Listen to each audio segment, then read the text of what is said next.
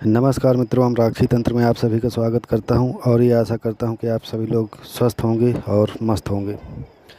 आज एक नए टॉपिक के साथ उपस्थित हुआ हूं कि जो नए साधक नहीं, क्षमा कीजिएगा, जो नए भगत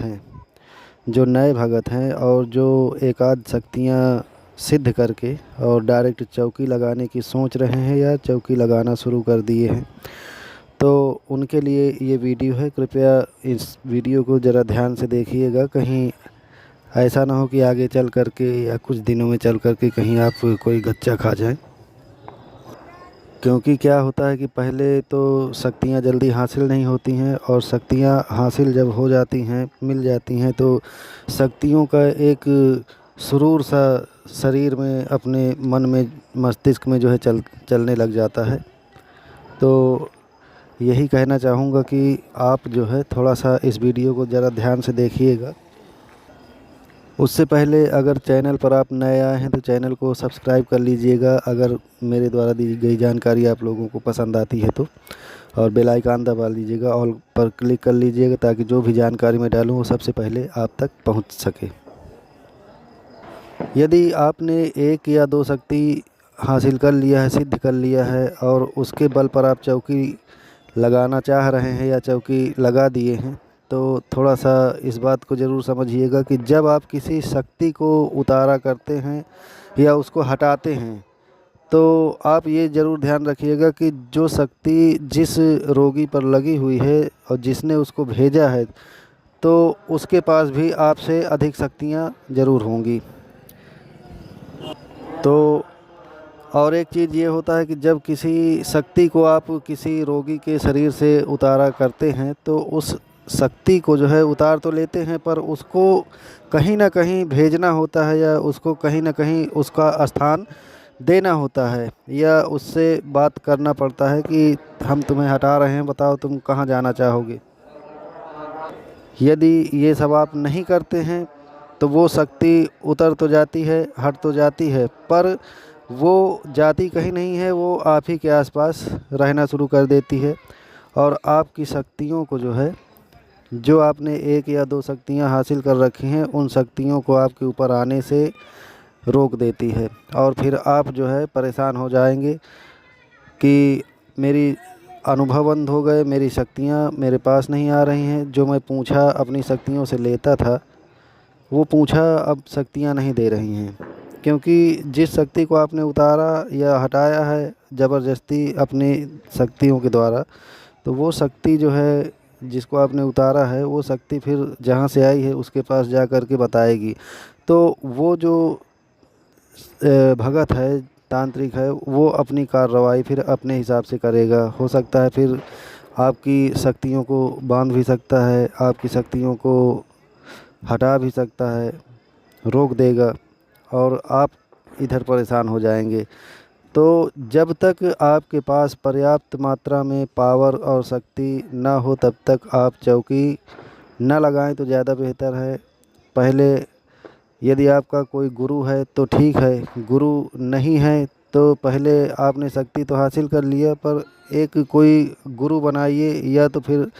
आप अपनी शक्तियों में से किसी एक को गुरु बनाए ही होंगे, तो आप उससे जो है सलाह मशवरा करने के बाद ही आप कोई भी कार्य करें। क्योंकि कोई भी कार्य करने से पहले, किसी भी शक्ति को हटाने से पहले, या तो भगत जो होता है या तो उसका गुरु है तो अपने गुरु से सलाह मशवरा करता है,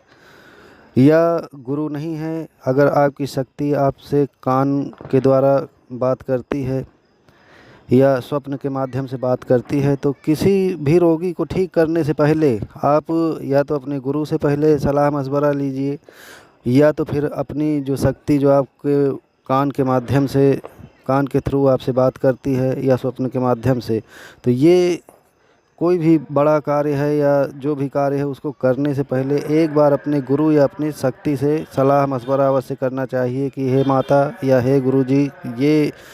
कार्य मैं करने जा रहा हूँ, ये एक रोगी है, इसको मैं ठीक करने जा रहा हूँ, तो क्या उसमें आप मेरा पूरी तरीके से सहयोग करेंगे। और अगर करेंगे तो ठीक है, पर इसको करने के बाद मुझे कोई परेशानी तो नहीं आएगी, मेरी शक्तियाँ छीण तो नहीं होंगी, या मेरे घर में कोई बाधा तो नहीं उत्पन्न होगी, वगैरह वगैरह। तो ये जानकारी जो है होना बहुत ज़रूरी है। कई भगत जो हैं शक्ति के जुनून में आ करके, जैसे एक दो शक्ति प्राप्त कर लिया तो जुनून आ जाना स्वाभाविक हो जाता है, तो उस शक्ति के जुनून में आ करके वो कोई भी कार्य देखते और समझते नहीं हैं और बस उसमें हाथ डाल देते हैं। तो मैं आपसे यही रिक्वेस्ट करता हूँ आपकी भलाई के लिए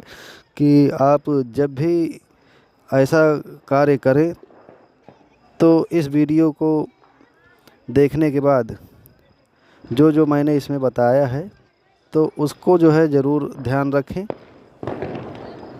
नहीं तो भलाई करने के बजाय जो है भलाई तो हो जाएगी, अगले का ठीक भी हो जाएगा और आपकी जय जयकार भी हो जाएगी, ठीक हो जाएगा,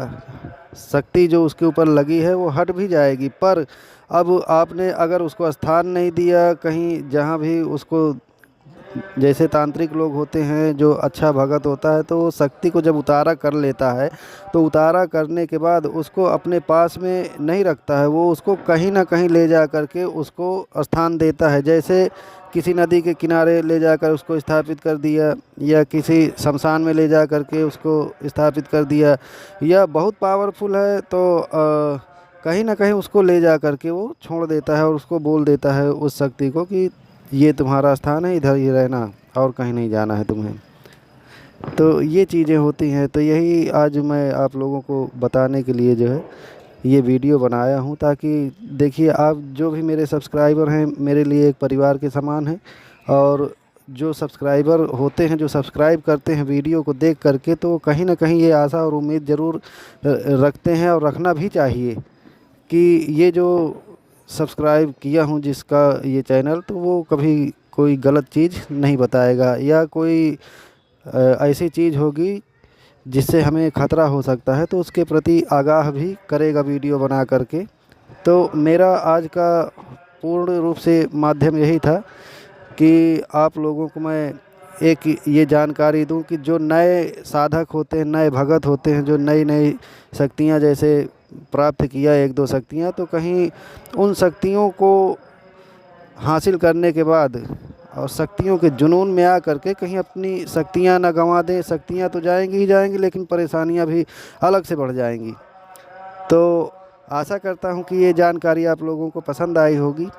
मिलूँगा किसी और जानकारी के साथ। चैनल को अभी तक अगर आपने सब्सक्राइब नहीं किया है तो चैनल को सब्सक्राइब कर लीजिए, बेल आइकन दबा लीजिए, ताकि जो भी जानकारी मैं डालूं वो सबसे पहले आप तक पहुंच सके।